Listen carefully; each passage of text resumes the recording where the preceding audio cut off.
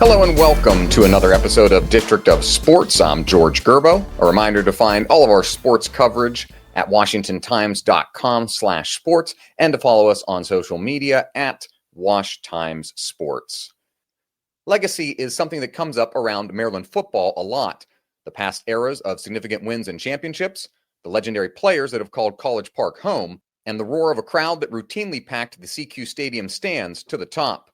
Maryland has had back-to-back wayward seasons, but a youth movement is building behind quarterback Malik Washington and successive, highly touted recruiting classes. Hoping to make his own mark in College Park is one of the Terrapin's newest additions, Jianni Davis. A legacy Terp himself, his father, Vernon, was an All-American tight end at Maryland before playing 14 years in the NFL and winning Super Bowl 50. Jianni played his dad's position before making his name on the defensive side of the ball as an edge rusher at Bishop McNamara High School in Prince George's County. And while he's able to honor and appreciate his father's career, he's also carving out his own lane for himself ahead of his first season in red and white. Pleased to be joined on this edition of District of Sports by one of the 16 members of Maryland football's 2026 signing class, Bishop McNamara product Jianni Davis. Jianni, appreciate the time. Thank you. Yes, sir. No problem, of course.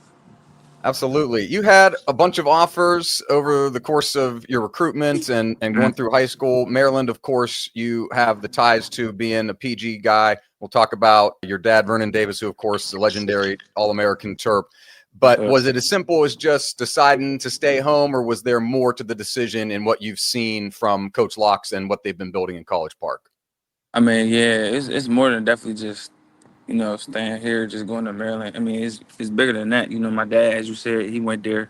Me and Locks, we family, like, it's a bloodline, so it's a legacy there. So, I mean, and I went there on my official visit. I was like, you know what?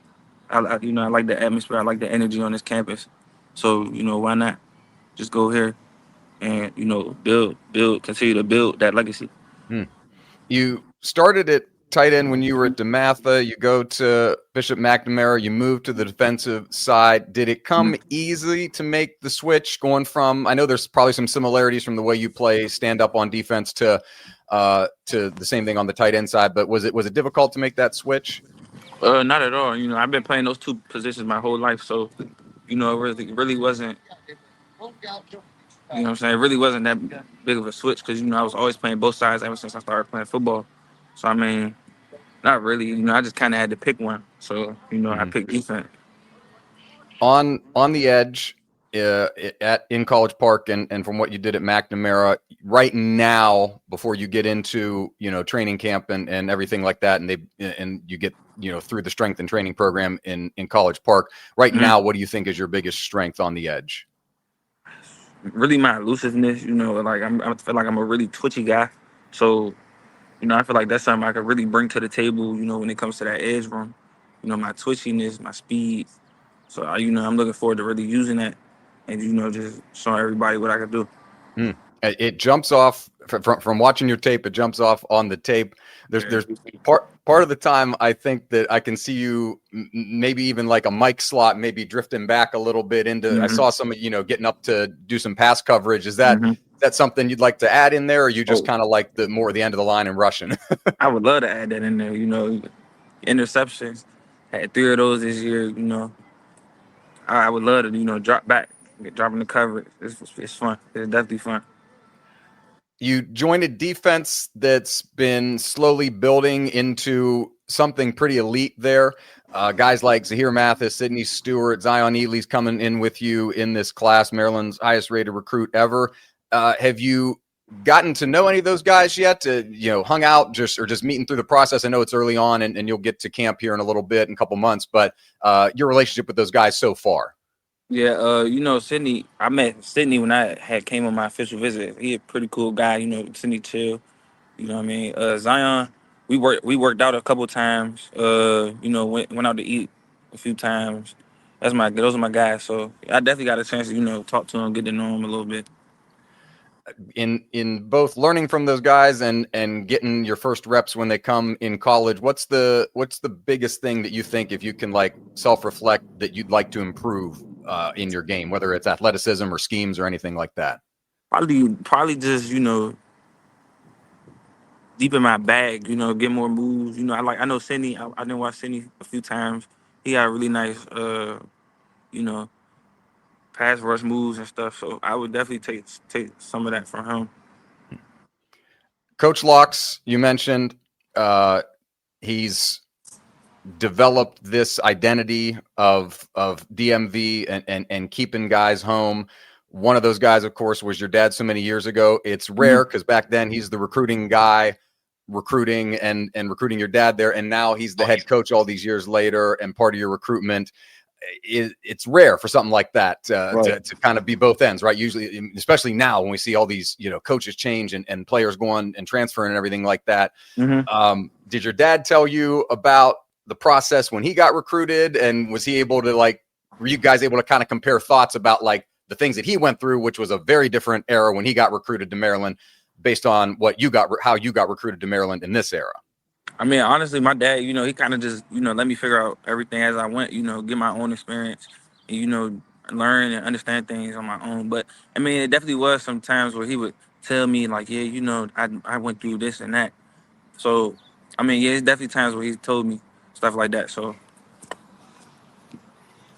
I want to ask a question on the offensive side, which of course you've got the tight end experience over there. Have you been able to get to know Malik Washington in your visits and everything to campus, and just your thoughts about him? Who he's, a sophomore, close to your age, but man, he seems like a fifth-year senior in the way that he conducts himself and how he leads this team. Yeah, Malik, that's my guy. I met him on my official visit too. So, he's a great guy to be around, good energy.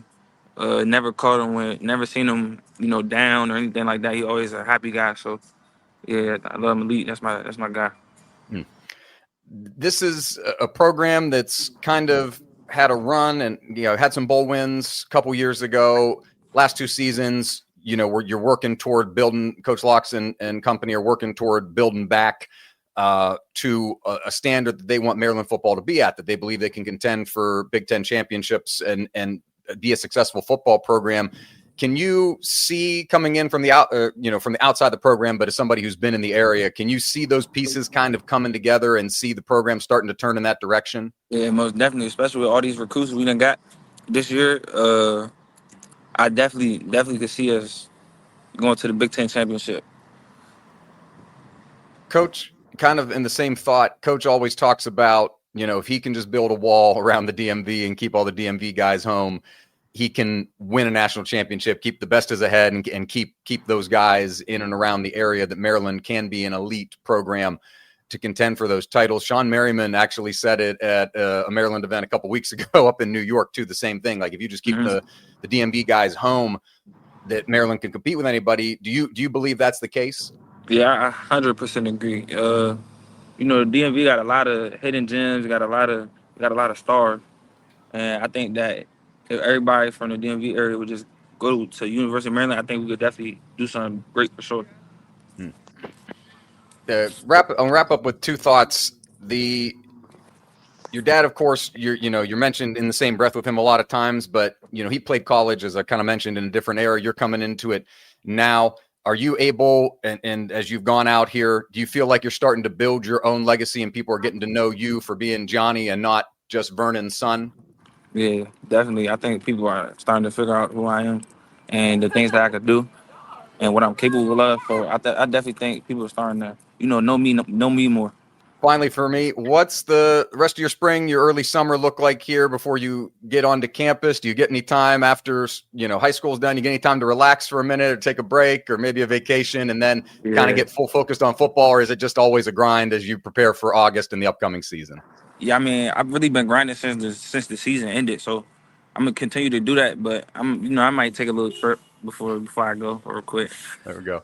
You like beaches? You like mountains? What's your getaway? Yeah, I love the beach, man. I love the beach. Just like to sit there, just relax, just chill. Yeah. I mean, that's same thought for me too. Yeah. Johnny, I appreciate it, man. Good luck. All the best to you and the Terps this upcoming season. Hope to see you in College Park again this fall. Yes, sir. Thank you for having me. Maryland opens the 2026 football season at home September 5th against Hampton. Other home games include matchups against Virginia Tech, UCLA, Wisconsin, and Penn State. A reminder to find District of Sports wherever you get your podcasts. Just search District of Sports in your favorite podcast app. and to follow us on social media for myself at Gerbo3, my colleague Liam Griffin at @ByLiamGriffin, as well as checking out all of our sports coverage at WashingtonTimes.com/sports. I'm George Gerbo. Thanks for listening, and we'll see you next time.